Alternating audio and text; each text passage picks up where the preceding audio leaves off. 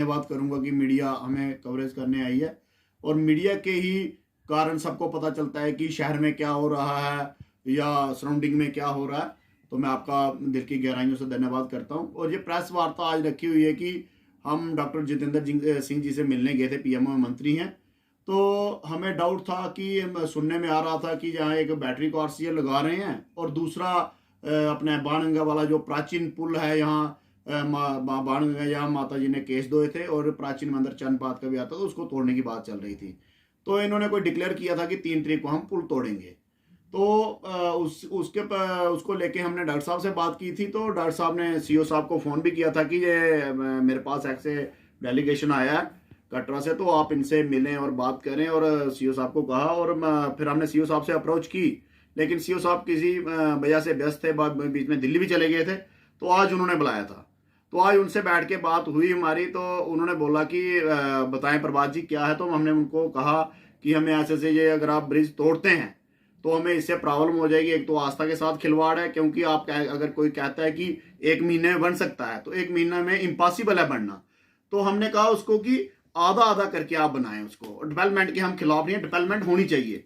तो उन्होंने कहा कि आप बताएं कैसे बन सकता है। तो हमने उनको राय दी है कि एज इट इज जैसे वो ब्रिज बना हुआ है, एक तो पहले हमने कहा कि आधा आधा करके बनाएं।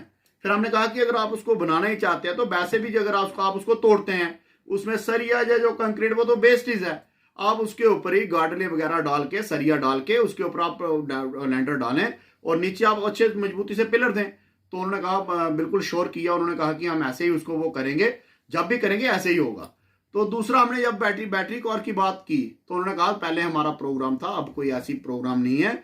जब भी हम बैटरी कार चलाएंगे तो आपके साथ बैठ के डिस्कस करके। तो हमने उनको 1-2 ऑप्शन भी दिए कि कैसे आप करें, तो उन्होंने एक्सेप्ट भी किए कि चलो हम देखेंगे प्लान कैसे क्या बनता है।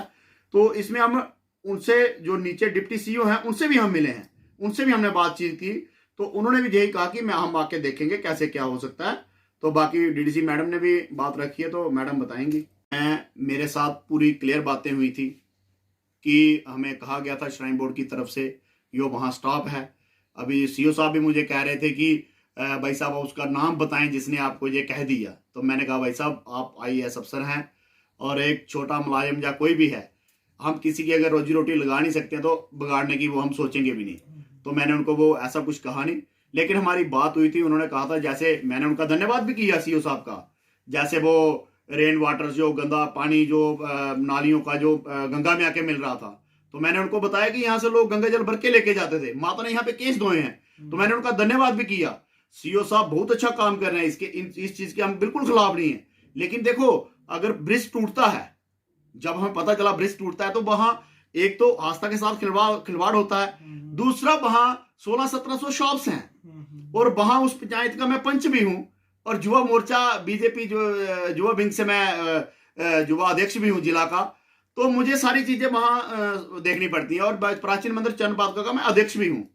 तो वो सारी चीजें लोग लेके आते हैं और जब हमें खुद पता है तो हमें उसका वो करना ही चाहिए एक्सप्लेन कहीं आगे जहां अपनी अप्रोच हो।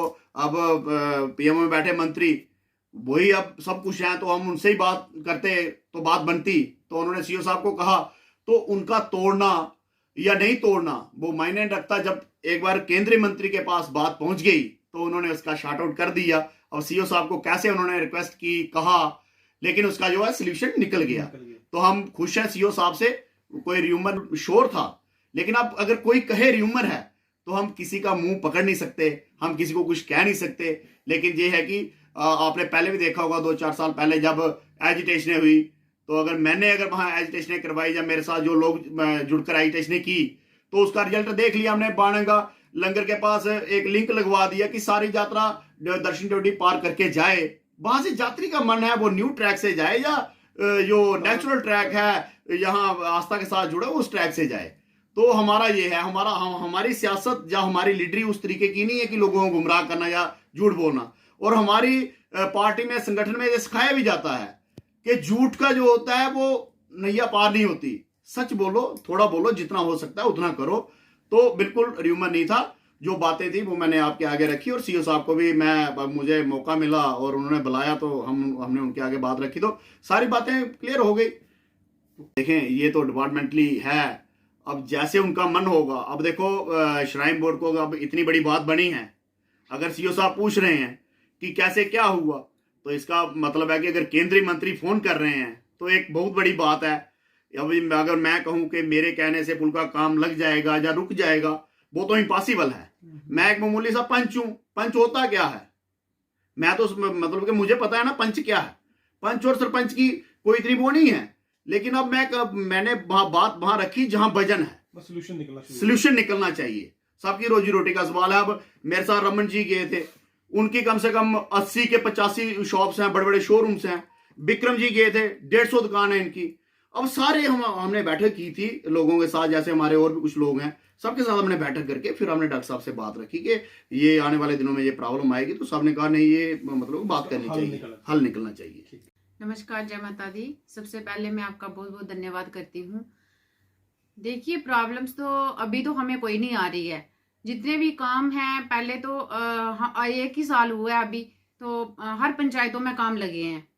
जो हमारा डीडीसी का प्लान वो था, कैपेक्स बजट था, वो हमने जितना भी दिया था हर पंचायतों में, तो हर पंचायतों में काम लगे हैं।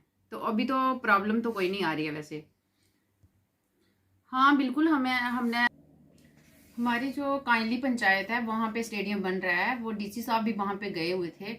उन्होंने जगह आइडेंटिफाई की थी, वो जल्दी उसका काम शुरू हो जाएगा। और जो युवा है, ये नशे को छोड़ के वहाँ पे खेल मैदान का काम जरूर करेंगे।